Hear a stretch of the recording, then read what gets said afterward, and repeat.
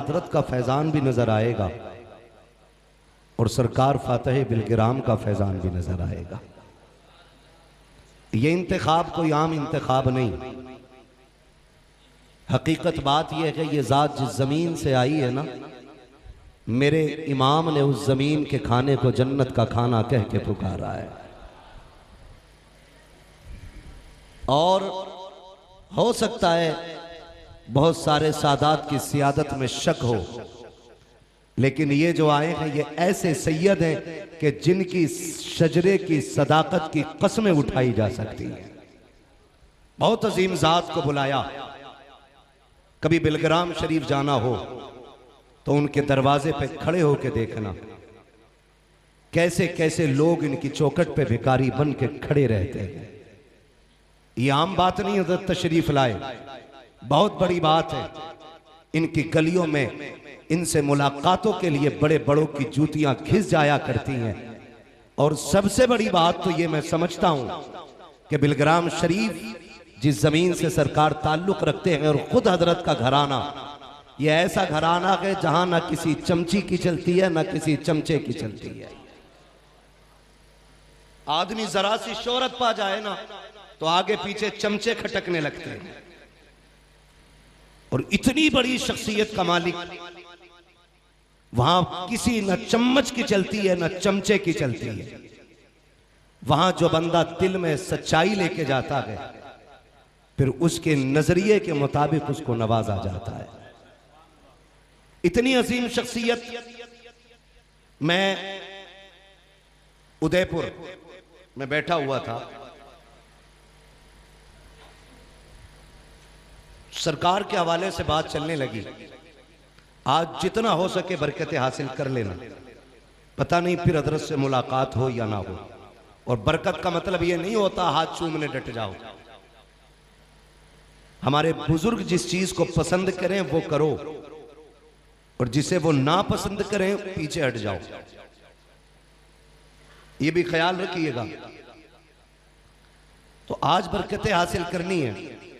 उदयपुर में हम लोग बैठे हुए थे, बात सरकार की चली तो शेर और सुखन की दुनिया में एक नाम है उस्मान हारूनी। उत्तराखंड वाले नहीं, उदयपुर वाले। वो बैठे बैठे अचानक रोने लगे। मैंने एक बात कही, मैंने क्या बात उस्मान भाई? कहने लगे आप सरकार उवैस मियां की बात कर रहे हैं। मैंने कहा जी बताएं। कहने लगे जो बरकत मैंने हजरत से पाई है शायद आपने भी नहीं पाई है। मैंने कहा इतनी बड़ी बात आप क्यों कह रहे हैं, आप मुझे जानते हैं? तो कहने लगे हाँ मैंने बार बार सुना है। मन के मैं वो हूं जिसे डॉक्टरों ने तकरीर पे पाबंदी लगाई, बेड रेस्ट का मुझे कहा गया और ये कहा अगर बोलोगे भी तो स्लो मोशन में और आधा घंटे से ज्यादा नहीं, क्योंकि मेरे हार्ट में दर्द उठा था। 2 दिन मैं हॉस्पिटल में था। ये खबर सरकार को मिली, हजरत ने कहा मौलाना को भेज दो। जब मैं बिलग्राम शरीफ गया, हजरत ने पानी पे दम किया। वो कहने लगे ये पानी पी लेना। मैंने कहा हजरत दवा? कहने लगे तुम्हारी मर्जी है, मैंने अपना काम कर दिया है। खुदा की कसम उस दिन से एक गोली आज तक नहीं खाई है। 15 दिन पानी पिया। उससे पहले 1.25 घंटा बोलता था, आज रब का शुक्र है 1.5 घंटा बोलता हूं, पता नहीं चलता है। इसलिए हम कहते हैं तेरे टुकड़ों पे पले गैर की ठोकर पे ना डाल, चिड़कियां खाएं कहां छोड़ के सदका तेरा। कहने लगे हाँ हाँ मैंने ये बात सुनी है, लेकिन इससे भी बड़ा कर्म मेरे साथ हुआ है। मैंने उस्मान भाई से कहा भाई मैं चुप के बात नहीं कर रहा हूं, ऑन द रिकॉर्ड बात है। नाम मैंने ले दिया है, पता बता दिया है, जिसे यकीन ना आए जाके उदयपुर पता कर लीजिएगा। उस्मान भाई ने कहा 10 साल निकाह को हो गए, कोई औलाद नहीं, 15 लाख रुपए से ज्यादा मैं खर्च कर चुका था, बच्चे की उम्मीद नहीं थी। किसी ने कहा बिलग्राम वाला जो बाबा है वो किसी को खाली नहीं लौटाता है।